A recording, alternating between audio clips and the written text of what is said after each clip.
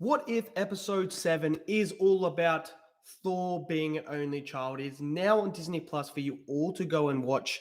I'm going to tell you guys my thoughts on this episode. Let me know in the comments below. What are your thoughts on this episode? Did you love it? Did you hate it? Smash it down in the comments below. Smash that like button for me as well. Click subscribe. And without further ado, we're going to jump into this episode 7. What if Thor was an only child review? Here we go.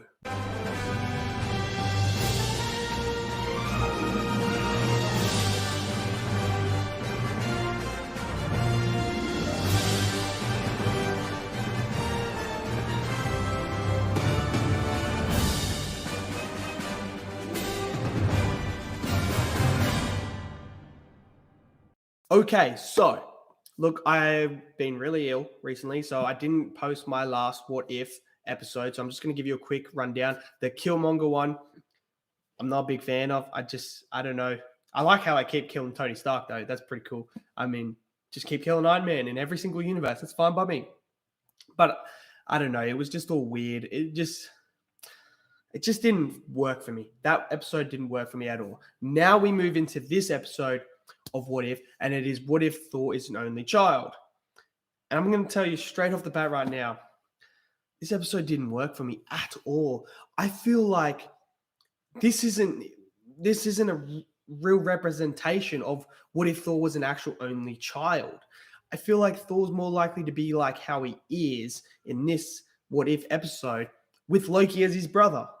I feel like when he's an only child, I feel like Odin would be a lot more stricter with him and would actually basically Thor would be his right-hand man all the time. Like Odin only has him to focus on. He doesn't have Loki or anyone else to focus on. So it'd just be all focus on Thor. But I just feel like this episode was just, I don't know, it just didn't work at all for me. I was just not entertained whatsoever.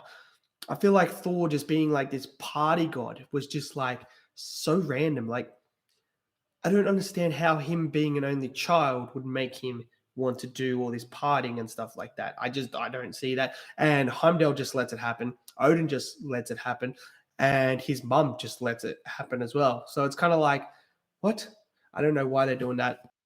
Apparently, everyone knows Thor in this as well. Like, I'm talking from Skrulls to Drax to Nebula to all Howard the Dark to Yondu to all these characters, all these alien beings just come down to party. And in this one as well, Loki's a frost giant and he comes to party with his frost giant friends on Earth as well. So they're partying on Earth, just going nuts. I know it's all crazy. Jane's in this as well. And now all of a sudden, he knows Korg the Collector as well. It's all over the place for me. I don't understand why it was all over the place, but it just was. It made no sense whatsoever what was going on. So I was like, whatever, let's just continue watching. Then they bring in Captain Marvel and basically have Captain Marvel try and stop Thor from partying. And I'm just kind of like, really? This is what's going to happen? And Thor and Captain Marvel start fighting. And I'm kind of sitting there like, this is a bit weird. Captain Marvel and Thor are fighting right now. Why? I don't understand why they're actually fighting, because, and again, what does this have to do with Thor being an only child? This whole episode did not reference him being an only child and to the reasons why he's acting out like he is. None of it ever referenced it. So if you're going to do a what if Thor was actually an only child, wouldn't you reference some form of his loneliness and having no one there to play with, to do things with as a child, and now it's catching up with him? That's why he's being outlandish, because he feels like, I don't know, like he's been pushed by his father too much and he's not allowed to do what he wants to do or anything like that. Like, they never expound upon any of that. And that's the whole reason you make a what if Thor is an only child. You have to carry on what the consequences are of Loki not being there as his brother. And I feel like this doesn't do that at all. And then bringing in all of Captain Marvel and just having her fight Thor just for the sake of it was kind of just cheap.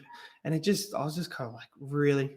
So all these Skrulls and everyone else all know who Thor is and that, but Captain Marvel has no idea who Thor is. Work that one out. It's just, it's all over the place. And then obviously Frigga comes down and she's gonna like basically kick Thor's ass. And obviously Thor falls in love with Jane. And at the end, we get the sneak preview of the episode that I'm actually most excited about. And I so hope they actually really like go into depth and actually do a proper what if. And we see Ultron at the end with the Vision body coming through with all the Infinity Stones. So I hope, I don't know if we're going to see not Thor, we're going to see Ultron actually collect the stones. I think we're going to see the aftermath of it, which I think would be pretty cool to see him collect the stones, to be honest.